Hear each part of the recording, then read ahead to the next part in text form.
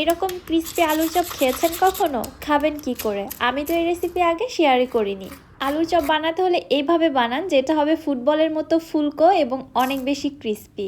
আসসালামু আলাইকুম everyone, welcome back to my channel. ইফতারে বেগুনির পাশাপাশি আরেকটি জনপ্রিয় আইটেম হচ্ছে আলুর চপ। তবে এরকম ক্রিস্পি এবং ফুলকো আলুর চপ কিন্তু সকলেই তৈরি করতে পারে না।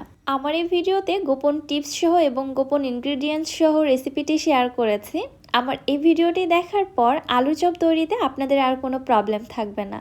চলুন তাহলে কথা না বাড়িয়ে ঝটপট রেসিপিটি দেখে আসি। বিসমিল্লাহ। আলুর চপ বানানোর জন্য এখানে আমি 4 থেকে 5টি আলু ছোট টুকরো করে কেটে সেদ্ধ করে নিয়েছি। এবার গরম থাকা অবস্থায় একটি ম্যাশারের সাহায্যে আলুগুলোকে খুব ভালোভাবে ম্যাশ করে নিচ্ছি। মেক শিওর হতে হবে যেন আলুর মধ্যে বড় কোনো টুকরো না থেকে থাকে। আর অবশ্যই চেষ্টা করবেন একটু গরম থাকা অবস্থায় ম্যাশ করে নিতে। এতে করে আলুগুলো খুব ভালোভাবে ম্যাশ করা যায়, এতে কোনো বড় টুকরো থাকার চান্স থাকে না। এছাড়াও আলু যতটা ঠান্ডা হতে থাকে ততই স্টিকি হতে শুরু করে, আর আলু স্টিকি হয়ে গেলে যে কোনো স্ন্যাক্স বা নাস্তা আইটেম তৈরি করতে প্রবলেম হয়।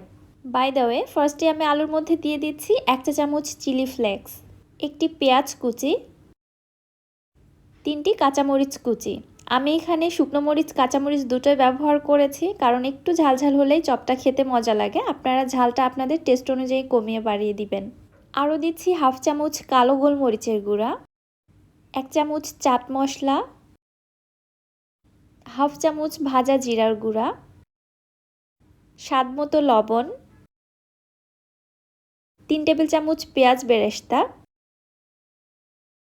এবং সবশেষে দিচ্ছি 1/2 কাপ ধনেপাতা কুচি। এবার সব কিছু হাতের সাহায্যে খুব ভালোভাবে একসঙ্গে মেখে নিচ্ছি। একটু ভালোভাবে মিশিয়ে নিতে হবে, সব উপকরণগুলো আলুর সঙ্গে যেন খুব ভালোভাবে মিশতে পারে। আমি যে উপকরণগুলো দিয়ে আলুর পুরটা তৈরি করলাম, এভাবে তৈরি করলে পুরটা খেতে অনেক বেশি মজা হয়। তবে আপনারা চাইলে আপনাদের ইচ্ছে মতো যে কোনো ইনগ্রিডিয়েন্টস কমিয়ে বাড়িয়ে বা অন্য কোনো স্পাইস অ্যাড করেও এই পুরটা তৈরি করে নিতে পারবেন।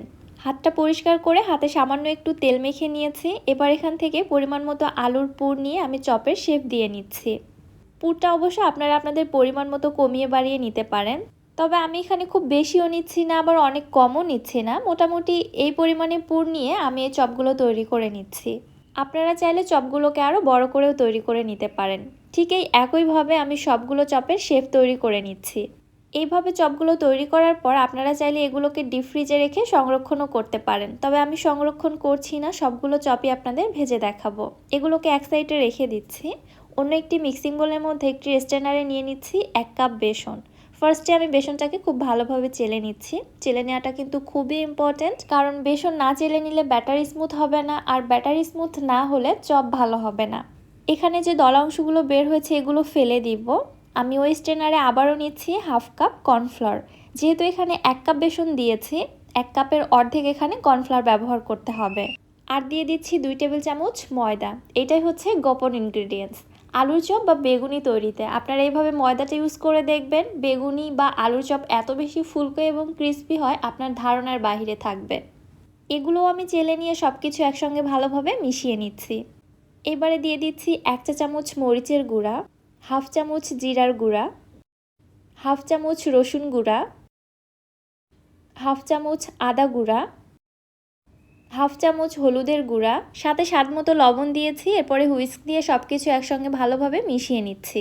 এইটাই হচ্ছে বেসন প্রিমিক্স। আপনারা চাইলে এই বেসন প্রিমিক্সটা তৈরি করে রেখে দিতে পারেন। আলুর চপ বেগুনি ভাজাটা অনেক বেশি সহজ হয়ে উঠবে। এবারে অল্প অল্প করে নর্মাল তাপমাত্রার পানি দিয়ে আমি একটি ঘন ব্যাটার তৈরি করে নিচ্ছি। প্রথমেই কিন্তু ব্যাটারটা পাতলা করে ফেলানো যাবে না। এরকম অল্প অল্প করে পানি অ্যাড করে দিয়ে ফার্স্টে একটি একদম ঘন ব্যাটার তৈরি করে নিতে হবে। কেমন ঘন হবে আমি আপনাদের দেখিয়ে দিচ্ছি। আচ্ছা, তার আগে একটি বিষয় ক্লিয়ার করে দেয়, আমি এই ব্যাটার বা মিশ্রণের মধ্যে যে আদা বা রসুনের গুঁড়াটা ব্যবহার করেছি, আপনারা চাইলে গুঁড়ার পরিবর্তে এখানে বাটাও ব্যবহার করতে পারবেন। এই তো ঠিক এরকম একটি ঘন ব্যাটার তৈরি করে নিতে হবে। এবার এই ব্যাটারটিকে আমি এভাবে অনবরত ফেটিয়ে নিতে থাকবো 5 থেকে 7 মিনিট সময় নিয়ে। ফেটিয়ে নিতে নিতেই দেখতে পারবেন ব্যাটারের কালারটা চেঞ্জ হয়ে এরকম কিছুটা সাদাটে বর্ণ ধারণ করেছে। আগের তুলনায় এটা অনেকটা ফোমি টেক্সচারেও চলে আসছে। ফেটিয়ে নিতে নিতে আপনারা এটা নিজেই উপলব্ধি করতে পারবেন ব্যাটারটা আগের তুলনায় অনেক বেশি পাতলা এবং ফ্লাফি হয়ে গিয়েছে। ঠিক এই পর্যায়ের মধ্যে দিয়ে দিচ্ছি 1 চা চামচ বেকিং পাউডার। বেকিং পাউডারটা আগে থেকে ব্যবহার করা যাবে না, তাহলে ফেটিয়ে নিতে নিতে এর অ্যাক্টিভিটিটা নষ্ট হয়ে যাবে। চপ তৈরি ঠিক আগ মুহূর্তে বেকিং পাউডারটা দিয়ে মিশিয়ে নিতে হবে। যেহেতু ব্যাটারটা এখনও ঘন আছে, পারফেক্ট কনসিস্টেন্সিতে আনার জন্য আমি সামান্য একটু পানি অ্যাড করে দিলাম। এবার আপনাদের দেখাচ্ছি ব্যাটারের ঘনত্বটা ঠিক কেমন হবে। আমি একটি চামচে ব্যাটারটি উঠিয়ে দেখাচ্ছি, দেখুন ব্যাটারটি উপর থেকে ফেললে সঙ্গে সঙ্গে মিশে যাচ্ছে না, হালকা একটু করে দাগ বোঝা যাচ্ছে। আর ব্যাটারটা দেখুন চামচের সঙ্গে খুব ভালোভাবে কোট করে আছে, এক্সট্রা ব্যাটারটা ঝরে যাওয়ার পরেও। ঠিক এরকম ঘনত্বেরই একটা ব্যাটার তৈরি করে নিতে হবে। এবার একটি করে আলুর চপ নিয়ে ব্যাটারের মধ্যে কোট করে এক্সট্রা ব্যাটারটা ঝেড়ে আমি তেলের মধ্যে ছেড়ে দিচ্ছি। আচ্ছা, এখানে একটি বিষয় লক্ষ্য করুন, যদিও আমি প্যানের মধ্যে পর্যাপ্ত পরিমাণে তেল নিয়েছি, কিন্তু চপগুলো দেওয়ার পর এগুলো কিন্তু পুরোটা তেলের মধ্যে ডুবে যাচ্ছে না, উপরের অংশটা ফাঁকা থেকে যাচ্ছে। ফলে চপের উপরের অংশটা কিন্তু ফুলছে না, যার কারণে এই চপগুলো খেতেও ক্রিস্পি হবে না। এনিওয়ে, কিভাবে আপনারা ফুলকো ফুলকো আলুর চপ তৈরি করবেন সেটাও তো দেখিয়ে দিব। তার আগে এই চপগুলো খুব ভালোভাবে ভেজে উঠিয়ে নিচ্ছি। যখন সুন্দর মতো একটা কালার চলে এসেছে, আমি তেল ঝরিয়ে এগুলোকে উঠিয়ে নিচ্ছি। তেলগুলো আমি একটি ছোট এবং ডিপ প্যানের মধ্যে ট্রান্সফার করে নিয়েছি। এবার এই তেলের মধ্যে চপগুলো ভাজবো।